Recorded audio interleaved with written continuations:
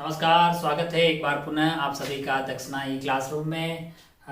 हम लोग S C Verma में जो भी आपको होमवर्क दिया गया था उसका डिस्कशन की बातें पहले ही कर चुके हैं। अब क्विज की बातें कर लेते हैं। तो अब अपने पास कौन सा क्विज है भाई साहब? नीट का पहला वाला क्विज नंबर 1। तो उसमें टोटल सवाल थे 10 और आपको पास होने के लिए कुछ कम ही सवाल सही करने थे, तो आप बिल्कुल उसको सही करके आगे बढ़ गए होंगे। खैर, अपन 10 के 10 सवाल यहाँ पे देख लेते हैं एक बार। सवाल नंबर 1 जो है, सवाल नंबर 1, चलिए भाई साहब पेन जी थोड़ा बढ़िया से चलिएगा। सवाल थोड़ा जल्दी। फोर्स इज इक्वल टू, आपको बोला गया है force is equal to 80 plus BT square. Force is equal to, आपको दिया हुआ है force is equal to 80 plus BT square. अच्छा भाई साहब, अच्छा टी टाइम है तो आपको ए और बी की डायमेंशन पता करनी है। तो हम प्रिंसिपल ऑफ होमोजेनिटी से इतना कंफर्म बोल सकते हैं कि एफ का डायमेंशन वही होगा जो ए इंटू टी का डायमेंशन होगा और वो बी इंटू टी स्क्वायर का जो डायमेंशन होगा उसके बेसिस पे। तो अगर मुझे ए की डायमेंशन पता करनी है तो वो होगी एफ की डायमेंशन डिवाइडेड बाई टी का डायमेंशन, है कि नहीं यार? ओहो, तो ए का डायमेंशन क्या हो जाएगा? MLT minus 2 divided by T. तो ये हो गया MLT की पावर -3। अच्छा भाई साहब, बहुत बढ़िया। और बी का डायमेंशन अगर पता करना है तो वो जाएगा एफ का dimension divided by T square का डायमेंशन। एफ का डायमेंशन क्या होता है? MLT माइनस 2 और टी स्क्वायर का टी स्क्वायर हो गया भाई साहब। ओहो, तो ये हो जाएगा MLT माइनस 4। ऐसा कौन सा ऑप्शन में दिखाई दे रहा है आपको? ओहो, 1 में ही दिखाई दे रहा है क्या? MLT माइनस 3, MLT माइनस 4, 1 ही ऑप्शन में आपको दिखाई देता। आप टिक करके आगे की तरफ प्रस्थान कर सकते थे। बहुत बढ़िया भाई साहब, बहुत ही शानदार। हाँ, ये मतलब जो पढ़ाया उससे आराम से आपसे हो जाता। तो पहला सवाल आपसे सही होना चाहिए था। Mechanical equivalent of heat J is. ये थोड़ा आइडिया होता है हीट एंड थर्मोडायनेमिक्स। कभी आपने अगर 13 किए हैं तो आपने देखा होगा। 11 के just chill and move on, अपन बातें करेंगे आगे।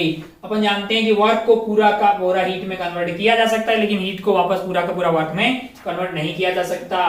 तो work is equal to J into heat, इस तरह का रहता है ना। W is equal to J H. तो बेसिकली अगर बात करें अपन, तो ये कन्वर्जन फैक्टर है। ये क्या है? ये कन्वर्जन फैक्टर कांस्टेंट है या नहीं? फिजिकल क्वांटिटी नहीं, ये कन्वर्जन फैक्टर है। तो आपका ऑप्शन 3 हो जाता। कहां बातें करेंगे? हीट एंड थर्मोडायनेमिक्स में परेशान होने की कतई जरूरत नहीं है। लोग बोलेंगे फिर बातें जब आगे करेंगे तो यहाँ सारे सवाल, मैंने कहा 1-2 सवाल इधर उधर के डालते हैं भाई। तो फुल नंबर थोड़ी लाना है तेरे को। तू कोशिश कर, मैं लाने नहीं दूंगा, तू अपनी ओर से कोशिश कर, है कि नहीं यार? कुछ टफ सवाल इधर उधर के, यही तो सीखने आए हैं ना हम लोग यार। ऐसे लुल्लू पुल्लू थोड़ी सारे सवालों में पूछ लें। मतलब जो है, पहले पूछ लें एनर्जी की यूनिट बताइए, फिर टाइम की बताइए, अगले वाले में बताइए कि भाई मतलब लेंथ की बता दीजिए, है ना? तो फिर कुछ रह गया तो मतलब इतने आसान सवाल हम सीखने के लिए नहीं आए, हम टफ ही सवाल सीखने आए हैं। Very good. तो एक थर्ड वाला फिर थोड़ा सा ठीक ठाक सवाल था। थर्ड वाले में तेरे से पूछा है, तेरे को दिया हुआ है कि एनर्जी इज इक्वल टू जी की पावर पी, एच की पावर सी, क्यू और सी की पावर आर है। तेरे को सवाल में पी, क्यू और आर की वैल्यू पता करनी। तेरे को सवाल में क्या करना है? पी, क्यू और आर की वैल्यू पता करनी है। कैसे पता की जा सकती है? क्योंकि इस तरह के सवाल अपन ने खूब किए हैं। ये एनर्जी है, इसकी डायमेंशन क्या हो जाएगी? ML square T minus 2। इधर वालों की भी डायमेंशन वही होनी चाहिए। तो बोले जी की डायमेंशन कैसे निकालेंगे? मैंने कहा 9th में पढ़ा था तुमने। क्या पढ़ा था? F is equal to G M1 M2 by R square पढ़ा था ना। जी की डायमेंशन क्या होगी? मैंने कहा F into R square divided by M1 और M2 से होगी। F की वैल्यू क्या होती है? MLT माइनस 2, R की L square, mass into mass, तो ये M स्क्वायर हो जाएगा। तो वहां से जब सॉल्व करोगे तो G की डायमेंशन आपके पास आ रही है आपके पास बेसिकली निकाल ही लेते हैं यार। यहां से क्या हो गया? MLT minus 2 into L square divided by M1 into M2 यानी कि M स्क्वायर। अब आप ध्यान से देखें तो m बाई एम स्क्वायर से ये आ जाएगा m की पावर -1, l की पावर 3 और t की पावर -2। तो m की पावर -1, l की पावर 3, t की पावर -2, छोटा तो नहीं लिख रहा हूं ना मैं, इंटू p। अब बोले यार h की कैसे पता करेंगे? मैंने कहा E is equal to H mu, अगर कभी सुना हो तो बहुत बढ़िया भाई साहब, ये हो गई है। अच्छा, और h की पता करनी होगी तो क्या, और एच म्यू इसको 1/t भी लिखा जा सकता है, तो h का चाहिए तो आप E इंटू टी कर दीजिए, है ना। E का क्या होता है ml square t minus 2 into एक और t कर दीजिए, तो आपको h का मिल जाएगा। h का क्या मिल जाएगा, m l स्क्वायर t की पावर -1 हो जाएगी, है कि नहीं यार। चलिए भाई साहब, तो m l स्क्वायर t की पावर -1 ये हो गया है इंटू क्यू, बहुत छोटी जगह लिख रहे हैं भाई हम। अच्छा, c जो है, c क्या है, वेलोसिटी ऑफ लाइट है, तो वो तो बेसिकली लेंथ बाई टाइम हो जाएगी, लेंथ बाई टाइम हो जाएगी, तो m0 लेंथ का 1 t का -1 और ये वैल्यू क्या आ जाएगी r। अब क्या करेंगे, अब आप दोनों साइड जो है m की पावर कंपेयर करेंगे, l की पावर कंपेयर करेंगे, t की पावर कंपेयर करेंगे और सॉल्व करके क्या निकाल देंगे, pqr। सॉल्व करके क्या निकाल देंगे, pqr। अच्छा, अगर आप ध्यान से देखें तो आप m की पावर कंपेयर कर सकते हैं, यहाँ से 1 आएगी, यहाँ से आएगी -p, क्या आ जाएगी -p, यहाँ से क्या आ जाएगी q, यहाँ से क्या आ जाएगी 0। अच्छा, बहुत बढ़िया, बहुत शांत। l की पावर कंपेयर करो, यहाँ पे 2 आ गई है, यहाँ से आ जाएगी 3p और यहाँ से आ रही है 2q, यहाँ से क्या आ रही है 2q प्लस r। बहुत बढ़िया भाई साहब, t की पावर अगर -2 है तो यहाँ से -2p आ रही है, क्या आ रही है -2p और यहाँ से आ रही है -q और यहाँ से आ रही है -r। क्या इन तीनों इक्वेशन को सॉल्व करके आप पी क्यू आर निकाल सकते हैं, मैंने कहा हाँ। जब आप इसको सॉल्व करेंगे तो आपके पास p की वैल्यू आ रही है -12, q की वैल्यू क्या आ रही है +12 और r की वैल्यू क्या आ रही है 5/2। कहां से लाया गया, इनको सॉल्व करके लाया गया। दोनों को ऐड करें -p + q, तो हाफ और हाफ 1 हो रहा है, सही बात है कि नहीं यार। बहुत बढ़िया, बहुत शानदार। जब आप इनको सॉल्व करेंगे तो आपके पास जो है, अच्छा सेकंड वाले में चेक कर लेते हैं, p की वैल्यू आपके पास है, सेकंड वाले में चेक कर लेते हैं कि भाई जो आंसर लिखा वो ठीक है कि नहीं है। 2 = 3 इंटू p की वैल्यू क्या है -1/2 प्लस 2 इंटू q की वैल्यू 1/2 है और r की वैल्यू क्या है 5/2 है। ये तो कट गया भाई साहब, 1 आ गया है और ये आ गया है अपना -3/2, तो 5/2 -3/2 प्लस 1 है ना, तो ये ऊपर से घट गया 2 प्लस, हाँ 2 आ रहा है, सही है, सारे सही है, ठीक है। ये कहां, इन तीनों इक्वेशन को सॉल्व करेंगे तो आपके पास क्या आ जाएगा, पी क्यू आर की ये वैल्यू आ रही। थोड़ा सा लेंथी था तो आपका ऑप्शन 1 में आपको आंसर दिखाई दे जाता। बहुत बढ़िया भाई साहब, बहुत ही शानदार। फोर्थ वाला सवाल थोड़ा सा मैट्रिक्स मैच टाइप का है, लेकिन कोई बहुत ज्यादा टफ नहीं है। फोर्थ वाले सवाल पे बढ़ते हैं अपन। क्या बोल रहा है फोर्थ वाला सवाल, मिल जाओ दोस्त यार, इतना भाव का है खा रहे हो। फोर्थ वाला सवाल देखिए आप। फोर्थ में क्या है, match the column 1 list 1 with the list second, select the answer. Spring constant के बारे में बातें हो रही है। फोर्स के बारे में पहला स्प्रिंग कांस्टेंट दिया हुआ है F = -kx, इस तरह से है ना। ये k स्प्रिंग कांस्टेंट होता है।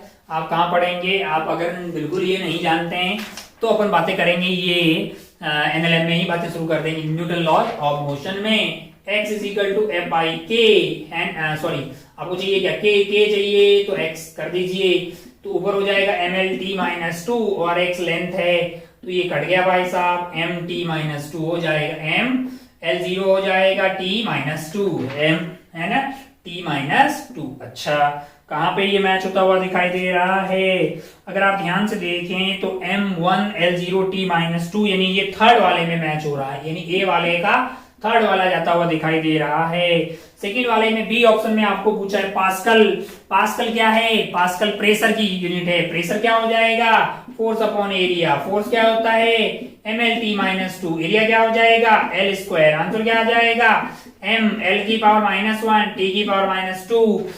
तो अगर आप ध्यान से देखें तो ऐसा कौन से ऑप्शन में दिखाई दे रहा है, m1l⁻⁻1 t⁻⁻2, यानी कि ये आपके फोर्थ वाले में आंसर दिखाई दे रहा है। सी वाले में आपको दिया हुआ हर्ट्ज। हर्ट्ज क्या है, अगर आप ध्यान से देखिए तो फ्रीक्वेंसी है। फ्रीक्वेंसी का मतलब जो है उसकी यूनिट है। फ्रीक्वेंसी क्या होती है, फ्रीक्वेंसी होती है 1 टाइम पीरियड, यानी कि m0l0 t⁻⁻1 हो जाएगा। बहुत बढ़िया भाई साहब, ये कहाँ दिखाई दे रहा है, ये आपको 2 में दिखाई दे रहा है, यानी सी का 2 आ जाएगा। अच्छा, फोर्थ वाले में चलते हैं। जूल। जूल तो एनर्जी का होता है, एनर्जी तो ml² t-2 हो जाता है, ml² t-2, ml² t-2। हाँ, फर्स्ट वाले में दिखाई दे रहा है, मतलब डी वाले का आंसर 1 जाना चाहिए। तो अगर आप इनको ध्यान से देखें तो ओवरऑल ऑप्शन जो है आपका वन ऑप्शन आंसर आता हुआ दिखाई देगा। तो ये था सवाल नंबर 4। मतलब थोड़ा थोड़ा सा आपको आइडिया होता तो आप इसको बिल्कुल सही आंसर पे पहुंच जाते। बहुत बढ़िया भाई साहब, बहुत ही शानदार। मिटने में बड़ा भाव खा रहा है बॉडी।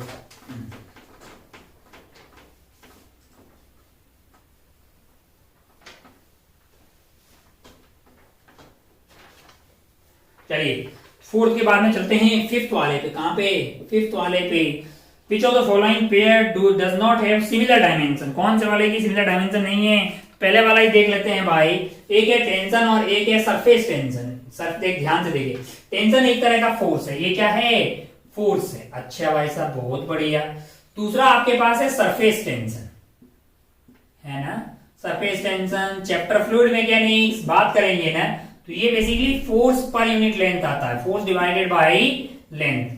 तो क्या फोर्स और फोर्स पर यूनिट लेंथ की डायमेंशन सेम होगी? मैंने कहा डायमेंशन सेम होने वाली नहीं है, तो हमारे पास पहला ही ऑप्शन हो जाएगा।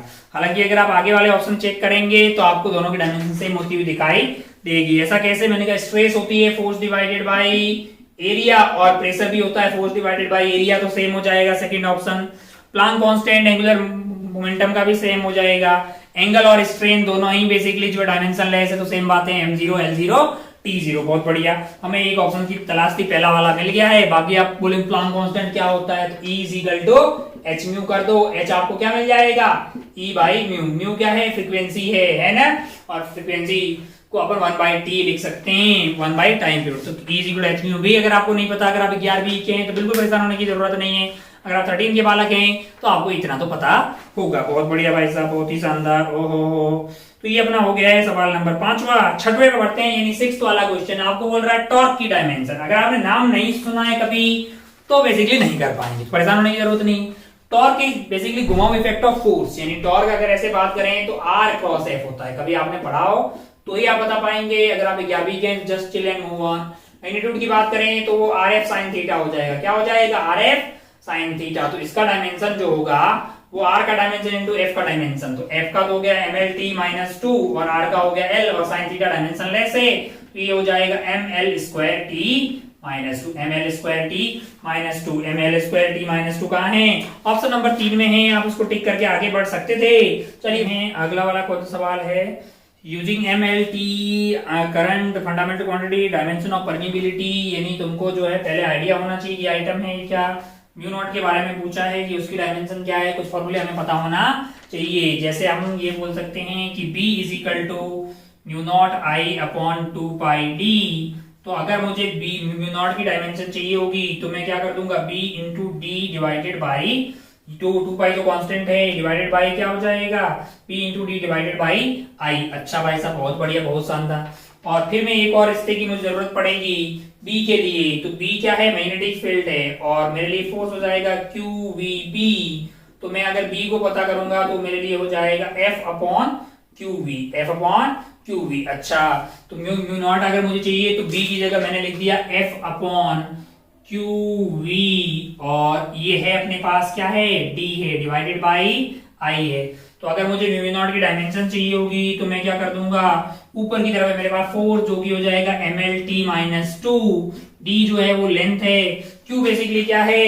q चार्ज है। तो I हमारे लिए क्या होता है? I is equal to q by T. तो q को लिख देंगे I इंटू टी, है ना? I इंटू टी, तो वो एम्पियर इंटू टी आ गया, एक q। अच्छा, ये क्या लिखा हुआ है? ये लिखा हुआ है length divided by time, length divided by time. तो टी की पावर क्या हो गई है? -1। अच्छा भाई साहब, बहुत बढ़िया, बहुत शानदार। इंटू जो आई लिखा हुआ है वो क्या है? मैंने कहा वो तो ए ही है। अब आप ध्यान से देखो, इस टी ने इसकी बत्तियां गुल कर दी, इसने इसकी बत्तियां गुल कर दी। क्या आ रहा है अपने पास? एम एक एल आ रहा है। क्या? एक एल आ रहा है। अच्छा, टी की पावर क्या आ रही है? मैंने कहा टी की पावर तो -2 आ रही है, और ए की पावर क्या आ रही है? नीचे आ रही है, इसका ऊपर जाएगा -2। mlt -2 a की पावर -2, mlt -2 a की पावर -2, ये आपको ऑप्शन नंबर 3 में दिखाई देगा। तो ये परमेबिलिटी नाम पता होता तो कर पाते लोग, अभी नहीं कर पाते। लोग बोले फिर डालना क्यों है? अबे तो फुल मार्क्स तेरे को नहीं लाना है, किसी को आ रहा होगा तो वो लाएगा, तेरे को सीखना है, नई बातें सीखता जा। क्या आगे बढ़ाएंगे? मैंने कहा बिल्कुल आगे बढ़ाएंगे, धीरे धीरे आप जाएंगे तो इनसे फेमिलियर होंगे। कहाँ होंगे? मैग्नेटिक फील्ड वगैरह की बातें जब करेंगे तो आप इसका नाम जानेंगे, इसका नाम कहाँ जान लेंगे, इसका नाम इलेक्ट्रोस्टैटिक्स में जान लेंगे। परमिटिविटी, परमिबिलिटी फॉर्मूला पता होगा तो कोई भी निकाल लेगा, इसलिए परेशान होने की कतई जरूरत नहीं है। बहुत ही आसान चीजें हैं ये। अच्छा भाई साहब थोड़ा सा काम कर लेते हैं इससे कि बच्चों को सवाल हो जाए। आठवां वाला सवाल है हमारे लिए। आठवां वाला सवाल क्या है? आठवां वाला है dimension of relative densities. Relative density अगर पता करनी है तो ये density of material divided by density of water वगैरह, मतलब तो डेंसिटी बाय डेंसिटी है, जाहिर सी बात है डेंसिटी कट जाएगी तो डायमेंशनलेस क्वांटिटी आएगी, तो आपका ऑप्शन नंबर 3 हो जाएगा। इसमें कोई बुराई वाली बात नहीं है। वैसे आप कोई भी मटेरियल को डेंसिटी ऑफ वाटर से डिवाइड करते हैं तो स्पेसिफिक ग्रेविटी बन जाता है। इसको क्या बोलते हैं प्यार से? Specific gravity. एक मिनट, परेशान नहीं हो, बिल्कुल परेशान मत लिख, मत लिख कहाँ जाने का ये सब बातें फ्लूइड मैकेनिक्स में। अच्छा बहुत बढ़िया भाई साहब, बहुत शानदार। वो लोग ऐसे इमोशनल हो जाते हैं, छोटी छोटी बातें जो है अपन ऐसे नाम ले रहे हैं, आगे सीखेंगे भाई, बिल्कुल सीखेंगे। तभी तो 1 साल या दो साल ये तू ज्वाइन कर रहा है, सब कुछ आता होता तो नहीं। अच्छा बहुत बढ़िया, 9th वाले पे बढ़ते हैं। 9th वाला क्या चीज है? 9th वाला आपसे क्या बोल रहा है? Dimension of universal gravitational constant. G की डायमेंशन चाहिए, कैपिटल जी की, तो F is equal to G m1 m2 by R square. तूने 9th में सुना होगा। जी की डायमेंशन चाहिए तो वो तेरे के लिए जी अगर चाहिए तो क्या करेगा? F into R square divided by m1 m2 कर देगा। जी का डायमेंशन चाहिए तो आप क्या करेंगे? फोर्स का डायमेंशन हो गया mlt माइनस 2, आर का डायमेंशन हो गया एल स्क्वायर और मास का हो गया है m स्क्वायर, है कि नहीं यार? जी का डायमेंशन तेरे लिए हो जाएगा m की पावर -1 और l की पावर क्या हो गई है? क्यूब, और t की पावर -2। m की पावर -1 l का क्यूब, m की पावर -1 l का क्यूब और t की पावर -2। ये आपको 4th ऑप्शन में दिखाई दे रहा है। वेरी गुड, टिक करता और आगे बढ़ जाता। थोड़ा सा कहीं साफ कर लेते हैं ताकि एक सवाल का रहता फैला दें। ओहो चलिए भाई साहब सवाल नंबर 10 पे बढ़ते हैं, जो कि हमारे इस क्विज का लास्ट सवाल था, है ना? चलिए सवाल नंबर 10। सवाल नंबर 10 आपसे क्या बोल रहा है? The equation of state of some gases can be expressed as. अच्छा रियल गैस का इक्वेशन लिखा हुआ है। आपको बोला है कि ए का डायमेंशन क्या होगा, है ना? आप बिल्कुल इक्वेशन देख के डरे नहीं। कहां पढ़ेंगे? केमेट्रिया में पढ़ देंगे, केमिस्ट्री में गैसेस स्टेट नाम के चैप्टर में रियल गैस पढ़ेंगे। उसी की इक्वेशन है V minus B is equal to NRT. इसने आरटी लिखा है तो मोल को मान ले लिया। TV is equal to NRT जो है वो आइडियल गैस के लिए लगता है, ये रियल गैस के लिए लगता है। हमें उससे मतलब ही नहीं है। हमको क्या बोला है? डायमेंशन ऑफ ए बोला है। हमको तो लगता है कि ये और ये आइटम सेम होना चाहिए पूरा। ये अगर प्रेशर है तो ये भी प्रेशर होना चाहिए, यानी पी की डायमेंशन क्या होगी? ए का dimension divided by V square का डायमेंशन। तो क्या चाहिए आपको? ए चाहिए ना, तो आप प्रेशर की डायमेंशन को मल्टीप्लाई कर लो वी स्क्वायर की डायमेंशन से। प्रेशर क्या है? Pressure basically force upon area है। फोर्स अपॉन एरिया हो गया तो mlt माइनस 2 एरिया हो जाता है ए स्क्वायर।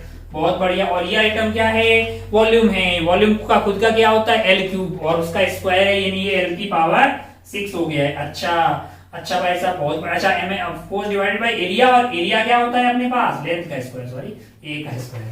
अगर आप ध्यान से देखें तो एक यहां से कट गया, एक यहां से कट गया, 5 हो जाएंगे। तो m l की पावर 5 t की पावर -2, m l की पावर 5 t की पावर -2। ये आपको पहले ही ऑप्शन में दिखाई दे रहा था। तो मेरे क्विज बनाने का मतलब था कि कुछ उसमें टफ भी डाला गया, कुछ इजी भी बनाया गया, तो आप 2 से 3 सवाल तो बड़ी आसानी से सही कर सकते थे। उतने में आपको पास करके अगला वाला वीडियो देखने का ऑप्शन जो है वो खुल जाता था। चलिए भाई साहब तो बहुत बढ़िया, बहुत ही शानदार। मतलब आप जो है मतलब जिस जुनून के साथ आपने खेला शुरू किया है वैसा ही आप बरकरार रखिएगा, क्योंकि ये जो भी है unit and dimension, basic mathematics, ये सारी चीजें फिजिक्स नहीं है, पर इनके बगैर अपना काम चलने वाला नहीं है। Mathematics is the language of physics, तो उसको सीखने का, ताकि जब से आपका काइनेमेटिक्स, एनएलएम, फ्रिक्शन ये सब खेला शुरू हो तो वहां पे आपको गणित की वजह से कोई परेशानी ना हो, है कि नहीं यार? चलिए भाई साहब तो फिर इस क्विज के खेला को यहीं पे खत्म करते हैं। टेक केयर, जय हिंद, जय भारत, बाय, थैंक यू।